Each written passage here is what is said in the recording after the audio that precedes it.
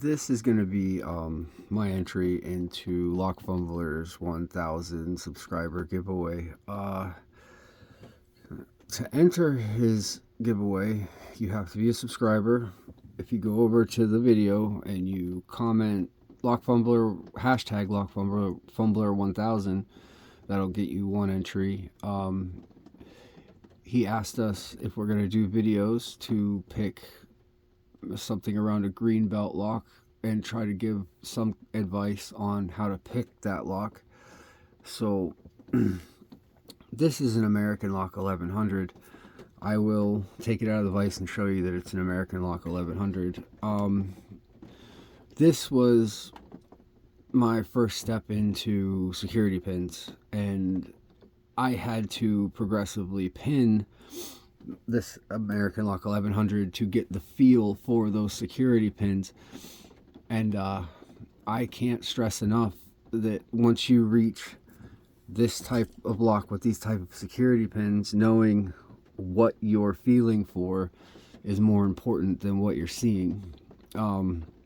Something I've noticed with the American Lock 1100 is when you set a pin correctly, you get like a springy little bounce, and that's the only way I can describe it.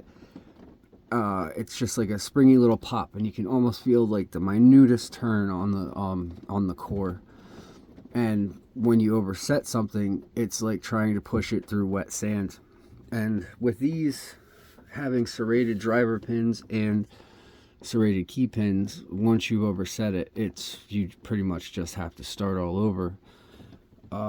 Most people say feather light tension, but in my experience, every lock is different, and sometimes heavier tension works better with these American locks for me. I normally use a pry bar in 50 thousandths if I'm doing it in a vise, but if I'm not doing it in a vise, same thing, 50 thousandths. But I like these Covert Instruments bottom of the keyway turning tools simply for this little cutout right here. It fits absolutely perfect right up there in the top. And normally, because American locks are super synonymous with zero lift pins, or like one and then right behind it is like you have to go all the way up, I like to use a deep hook in 18 thousandths. The keyway is not so restrictive. The size of the depth, the width doesn't really matter as much. It's what I like to use. So let's see if we can get this one open. Going in. Got a click out of one.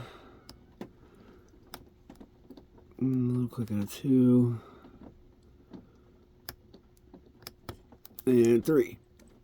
This lock has 2 zero lifts in it. I guess I should have mentioned that. And when I specifically chose this one because just the example of zero lift pins, and I think I have one American Lock 1100 that does not have a zero lift. They absolutely love with these things to put a zero lift in number 4 and then the highest lift possible in number 5. So that's the American. But moving into another part of it,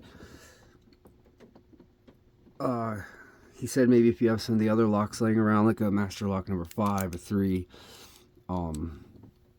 anything like that. So feeling what you're doing is super important. Knowing what a set serrated pin feels like, knowing how to deal with counter rotation and things like that. Those are all absolutely must-haves if you're going to do something like an American lock. But tension, feel, and knowing what a set pin feels like is equally important as something that would be considered easier to pick as this Master Lock. Because I know myself, these give me a really hard time because I'm so used to security pins that I get ahead of myself and I expect the locks to do things, and then I end up oversetting things. So my advice for something like this is a little bit heavier tension, and you lift very slowly, because when you're using the heavier tension, you'll feel when the pin sets, but you won't really be able to push the key pin up to overset. With these, try to start out with lower tension. Feel, you'll feel for a little pop that you get when the pin sets, or